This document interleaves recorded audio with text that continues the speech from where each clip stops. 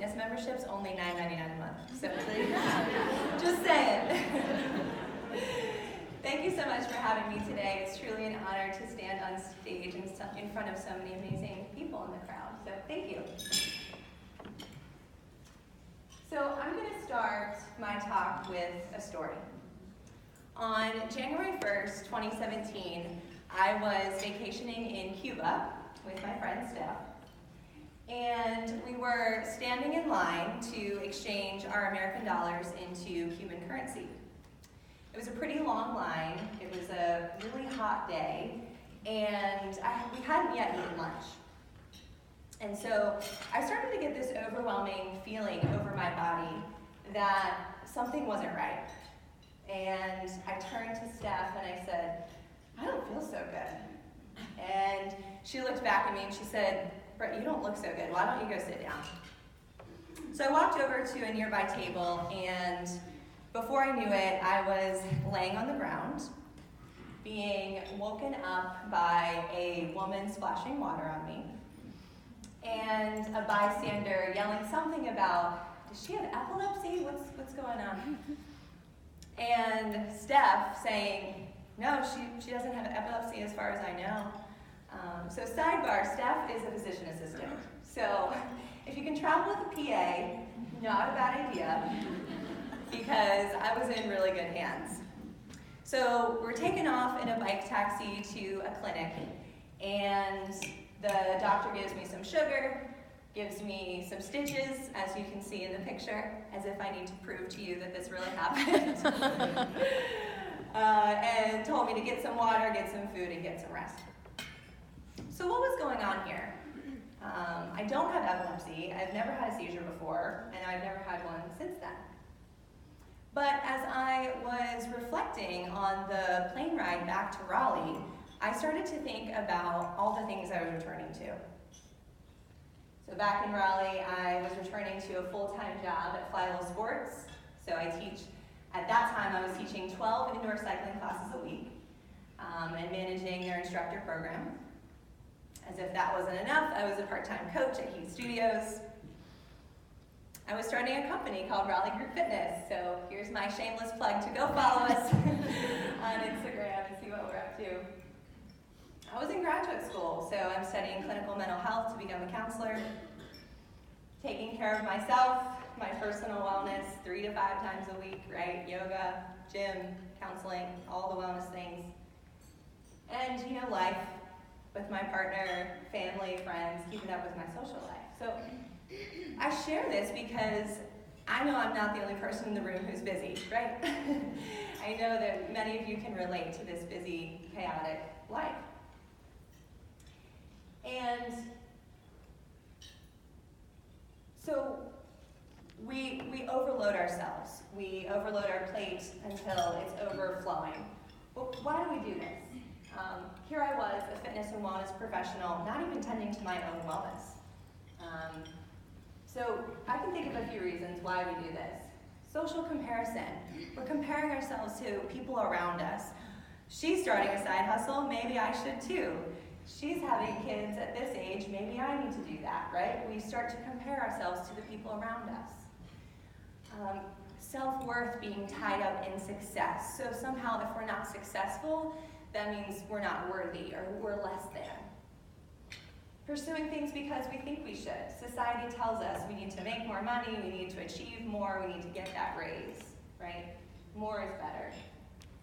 And the famous words, I'll be happier when, and you can fill in the blank. So when our plate gets overloaded, we start to feel like we're in this chase. That time just starts to fly on by. How many times in the past week have you said or heard, I can't believe it's already December, right? I can't believe it's almost Christmas. So time flies by, and before we know it, another year has gone by. So that brings me to my first wellness tip, and that's to step back and evaluate your life before it slips away. And so this is mindfulness. This is taking a deep breath, reflecting, being present. Maybe you can take a deep breath right now. And just slow down. And these are mindfulness tips that I teach and that we have to practice. I think Stephanie was mentioning something about practice. We need to practice these things in order to get good at it. But as we get good at mindfulness, we can actually feel like time starts to slow down. We have a better hold on our life. And if your text messages usually look something like this, you might feel like your life is a tornado and it's spinning out of control and you can't chase it fast enough, right?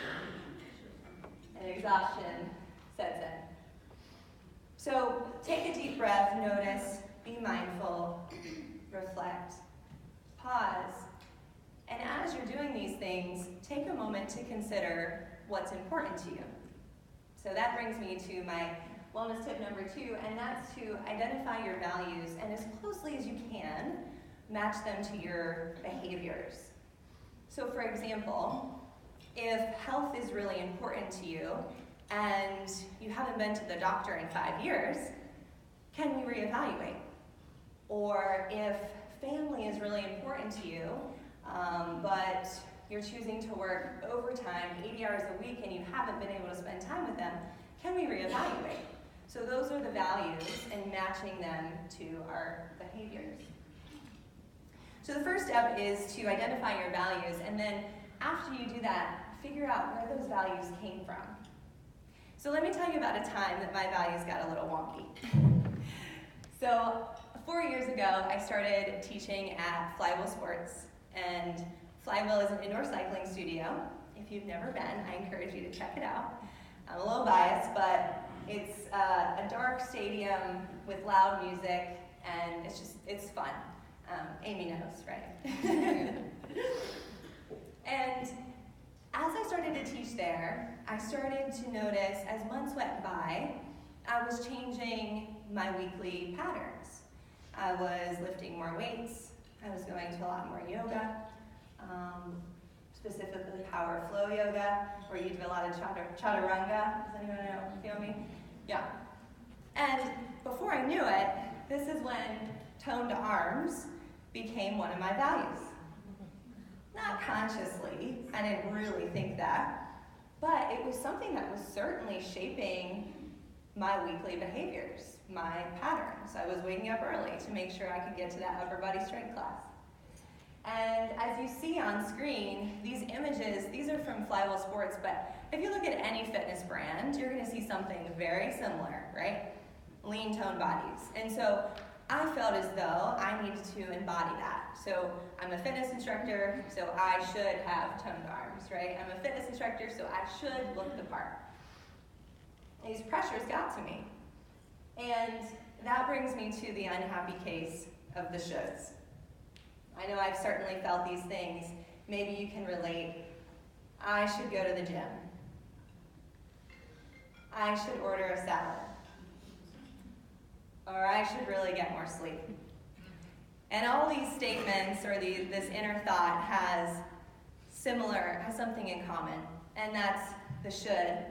That's maybe seeing someone that encourages you to feel like you need to do something. So, for example, you see your coworker leave the office with their gym bag and you think, I should really go to the gym.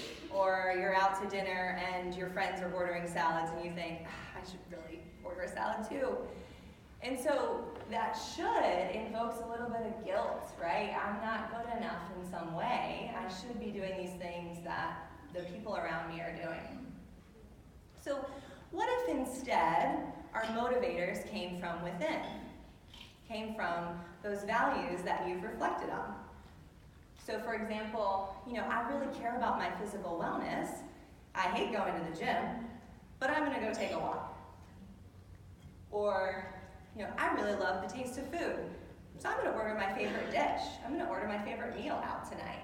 That's a component of intuitive eating. There is nothing wrong with that. You can eat your cake, right? We were talking about that earlier.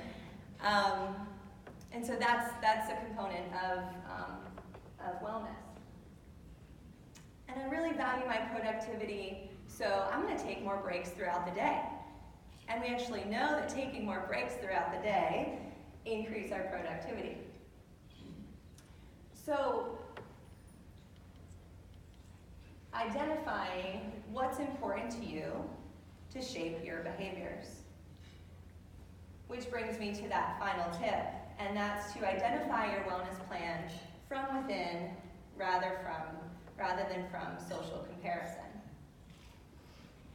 And so when I think back to when I was in Cuba, again, these weren't conscious, but values that were shaping my life and shaping my behaviors were these things. Success. So as you can see, I was working a lot of jobs. I was really motivated to be successful. And the reason I was doing that, in part, was because I can remember when I was a teenager, my dad telling me, you will not rely on a man to support you financially. You will work and figure it out to support you. I really cared about travel. Travel was really important to me because I saw my older brother studying abroad. I saw all my friends traveling. It's really trendy. So that became something that was important to me. And you already know why toned arms became important to me. But today, well, let me just say that as it turns out, these were destructive expectations of wellness. These weren't things that were actually getting me closer to my wellness. They were things that I was chasing because I thought I should. So today my values look a little bit differently. Of course I still want to be successful. I still work a lot. But can I make my work meaningful? So can I make a positive change on the world through my work? And with this subtle shift, I was able to trim the fat on my work. So I don't do all those jobs I was talking about in 2017 because I've streamlined it. I still love to travel, but what gets me closer to my wellness is meaningful relationships here in Raleigh in my local community. That's more important to me today. And while I still struggle with body image pressures, as most women do, I've shifted my focus to movement and health for my overall physical health. As it turns out, sleeping in and spending more time with my partner makes me happier. So, what's your wellness why? What is it that you care about? What is important to you that will shape the way you live your life, the shape that you get to, that will shape your wellness? So I encourage you to take a personal values assessment. You can just Google personal values assessment. Actually, and I've been practicing this speech for a couple weeks now, and I did not put the link in my bio, but I will. I will do that. So maybe in like an hour, you can tap the link in my bio on my Instagram page. But just identify 5 to 10 things, and as you're looking at what is important to you, see if there's things that don't align. Maybe you're not doing things because you really want to, you just think you should. So that, my friends, is your wellness from within. Thank you.